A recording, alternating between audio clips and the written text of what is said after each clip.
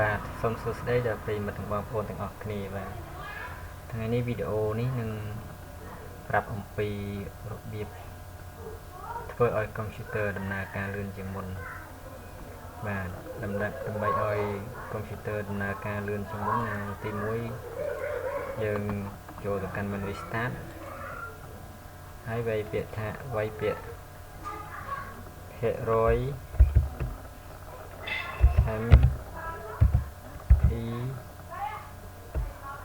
រយ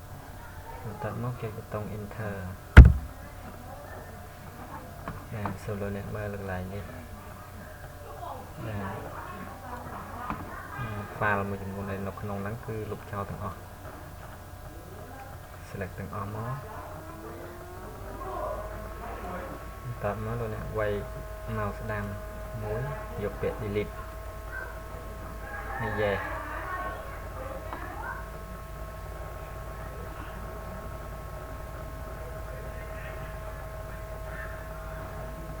បាទចំណុចនេះលោកអ្នកចុចគ្រីសកន្លែងនេះមួយមកហើយយកពាក្យ skip បាទប៉ុណ្ណឹងហើយមួយវគ្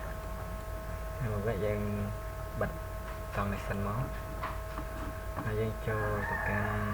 My Computer ហើយបើក Computer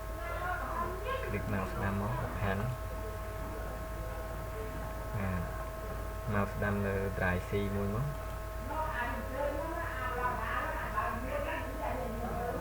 យកពាក្យ Properties ហើយយកពាក្យថា This Clean App សូមលោកអ្នកចុចកន្លែងនេះមករងចាំឲ្យវាដំណើរការស្អាតនៅ file ខូចចំនួនឬ file error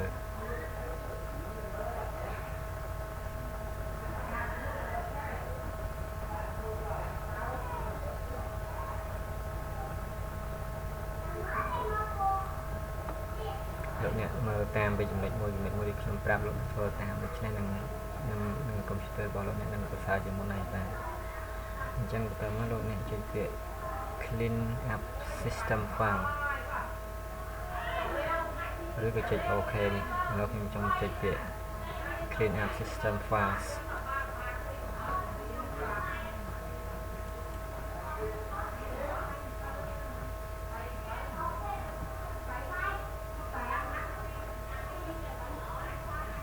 រួចហើយលោកអ្នកចុចពាក្យ OK យកពាក្យ delete file ឃើញទេ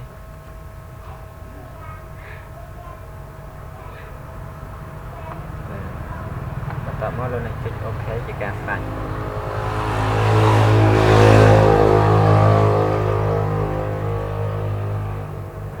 ខ្ញុំសូមប្រាប់ដល់អ្នកមួយទៀតលោកអ្នកមកស្ដាំលើ Drive D មករួចហើយយកពាក្យ Properties ហើយចុចពាក្យ Tool ហើយយកពាក្យ Defragment Now សូមអ្នកធ្វើអញ្ចឹងមកចុច click វាលើវាមួយមកស្ដាំមួយមកឆ្វេងមួយមកហើយយកពាក្យ Defragment Disk ហើយខាងក្រោមក៏ដូចគ្នាយ៉ាងដែរមកឆ្វេងមួយ Defragment Disk ហើយមួយនេះដូចគ្នាដែរ Defragment Disk ហើយលោកអ្នកទុកវាឲ្យដំណើរការចប់រួចហើយ OK ជាការស្រេច